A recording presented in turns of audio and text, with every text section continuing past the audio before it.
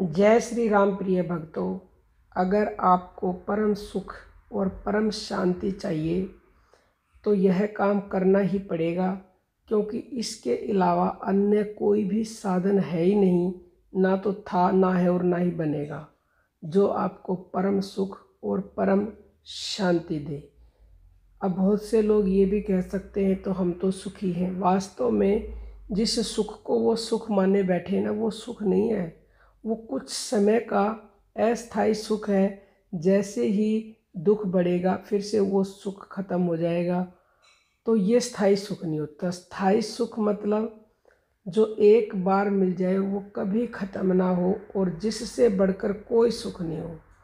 तो वो सुख आपको बाह्य साधनों के करने से नहीं मिल सकता, क्योंकि शास्त्रों में ये कहा है कि उस सुख को पाने के लिए आपको राम नाम जपना पड़ेगा, राम नाम की भक्ति करनी पड़ेगी। क्योंकि तुलसीदास जी ने कहा है कि राम भक्ति चिंतामणि सुंदर, बसई गरुड़ जाके उर अंतर, परम प्रकाश रूप दिन राति, नहीं चाहिए दिया घृत बाती। उसके लिए किसी भी अन्य चीज़ की ज़रूरत नहीं है, क्योंकि राम की भक्ति परम प्रकाश रूप है। वो कहीं बाहर नहीं मिलेगी, वो चेतना है, वो सबके भीतर है। इसके लिए भारी घी बत्ती की आवश्यकता नहीं। परम प्रकाश रूप राम नाम तो सबके हृदय में निवास करते हैं। जो अपने मन को परम प्रकाश रूप परमात्मा के ध्यान में लगाते हैं, उन्हें ही परम शांति और परम सुख की प्राप्ति होती है। अन्य किसी भी व्यक्ति को परम सुख परम शांति नहीं मिल सकती। कठोप उपनिषद में ये लिखा हुआ है और श्वेता उपनिषद में भी लिखा हुआ है कि वह राम, वह परमात्मा सभी भूत प्राणियों का साक्षी है। वही सबका रचयिता एवं नियंता है, क्रिएटर है।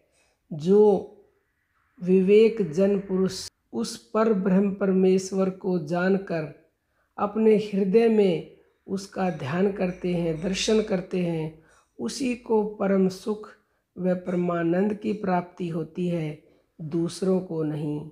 वह राम नाम नित्य और अनित्य सब में समाया है, जो नित्य चेतन स्वरूप अविनाशी है तथा सबकी आत्मा में व्यापक है। जो धीर पुरुष हृदय स्थित उस परमात्मा का ध्यान और दर्शन करता है, उसी को परम शांति की प्राप्ति होती है, दूसरों को नहीं।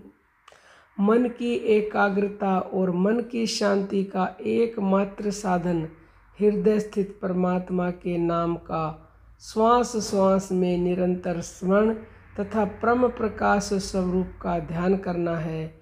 जैसे लोहे के सूक्ष्म कण शक्तिशाली चुंबक में स्वयं आकर्षित होकर उससे चिपक जाते हैं, उसी तरह मानव का मन परम शक्तिमान परमात्मा के ध्यान स्मरण में एकाग्र हो जाता है। जैसे जैसे ध्यान भजन बढ़ता है, प्रगाढ़ता होती है, वैसे वैसे मन बाह्य जगत से हटकर अंतर्मुख होकर परमानंदित हो जाएगा।